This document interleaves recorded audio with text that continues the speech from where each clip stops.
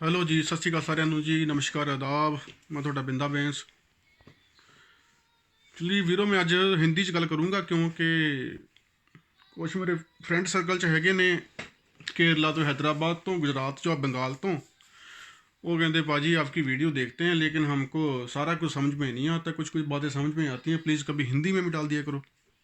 इसलिए आज मैं हिंदी में बात करूँगा। मेन मुद्दा तो हमारा वही है, किसान आंदोलन के बारे में। देखो, कॉमन सेंस की बात है, जो इंसान खुद काम नहीं करता है ना, जो अपना काम दूसरों के ऊपर डाल देता है, जहाँ दूसरों से करवाना चाहता है, जहाँ फेंक देता है उनके ऊपर, हम उस बंदे को क्या बोलते हैं? कामचोर बोलते हैं। जहाँ फिर वो कमज़ोर है, उसमें शक्ति नहीं है, काम करने की ताकत नहीं है, वो नहीं कर सकता खुद अपना काम। अभी सरकार भी यही कुछ कर रही है। सरकार को आप क्या बोलोगे?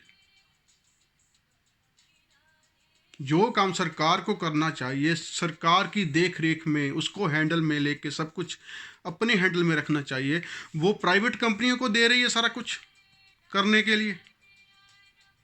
क्या बोलोगे इसको आप? सरकार कमज़ोर है, जहाँ फिर काम चोर है, जहाँ फिर उसमें काम करने की सक्षम शक्ति नहीं है। क्या बोलोगे बताओ आप? अगर सारा कुछ ये प्राइवेट लोगों ने या प्राइवेट कंपनियों ने करना है, अरे आप उधर क्या करने के लिए बैठे हो? झक मारने के लिए? क्या करने के लिए बैठे हो उधर? हट जाइए ना एक साइड पे।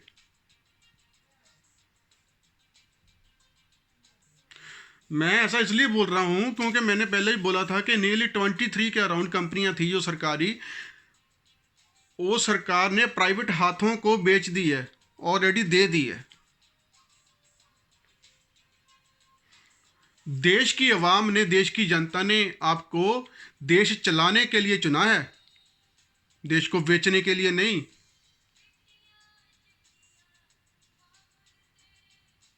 इसे शॉर्टकट बोलते हैं, शॉर्टकट तरीके मत अपनाओ।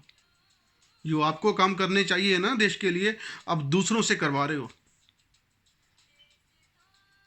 खुद आपका क्या काम है उधर? आपका रोल क्या है बीच में, ये तो बताओ। अगर देश को कुछ प्राइवेट कंपनियों ने ही चलाना है तो आप उधर क्या कर रहे हो?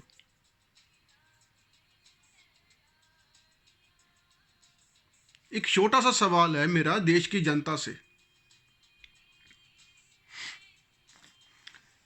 देश की जनता से मैं पूछना चाहता हूं,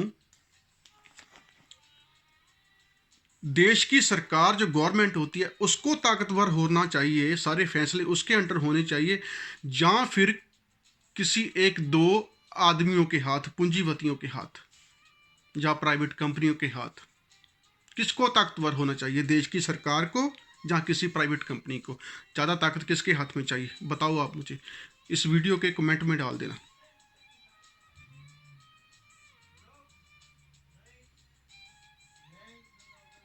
सारा कुछ सरकारी ट्रांसपोर्ट हो, सरकारी स्कूल हो, सरकारी हॉस्पिटल हो, इतनी खस्ता खराब हालत हो चुकी है ना, मैंने पहले भी बताया था लास्ट वीडियो में। प्राइवेट स्कूलों के सामने, प्राइवेट ट्रांसपोर्ट के सामने, प्राइवेट हॉस्पिटलों के सामने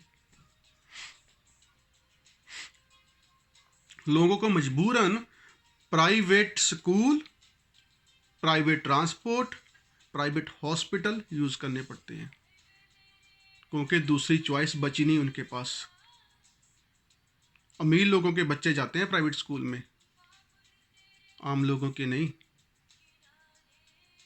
प्राइवेट हॉस्पिटल में अमीर लोग ही इलाज करवा सकते हैं, गरीब लोग नहीं जा सकता वहाँ। वो किधर जाएगा? कोई दूसरी चॉइस छोड़ी ही नहीं आपने।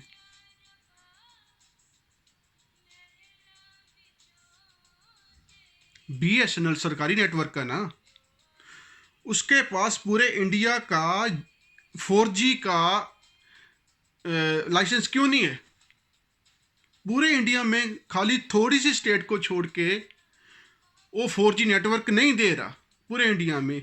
जियो पूरे इंडिया में 4G नेटवर्क दे रहा है, ऐसा क्यों? इसके पीछे किसका हाथ है बताओ? जियो को स्ट्रांग बनाने के लिए बीएसएनएल की ऐसी हालत हो चुकी है ना, दम तोड़ दिया उसने।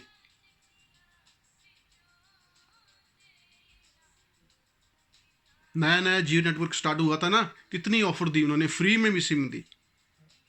जब सारा पूरा कंट्रोल में आ गया ना, फिर उसने अपने रंग दिखाने शुरू किए। आप बोल रहे हो मैंने दो ऑप्शन दी है ना, सरकारी के मंडी के साथ प्राइवेट मंडी भी खड़ी कर दी है। मैं दो ऑप्शन दे रहा हूँ, आपकी चॉइस होगी, आप कहीं भी अपना अनाज दे सकते हो। जो सरकारी शाखाओं का अभी तक हालत हुई है ना, सरकारी मंडी का भी यही हालत होगी प्राइवेट मंडी के सामने। दम तोड़ देगी वो अपना, क्योंकि पहले पहले प्राइवेट मंडी वाले बहुत अच्छी ऑफ़र देंगे 2-3 साल बाद में, जब सारा कंट्रोल हाथ में आ जाएगा ना, फिर अपने रंग दिखाने शुरू करेंगे। किसान की फसल उठाएंगे या फिर नहीं उठाएंगे, और प्राइस भी अपनी मर्जी से सेट करेंगे।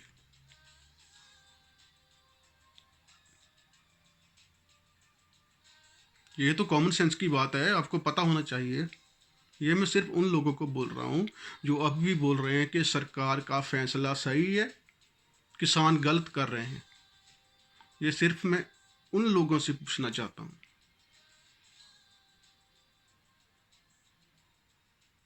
प्लीज़ बताना मुझे ज़रूर।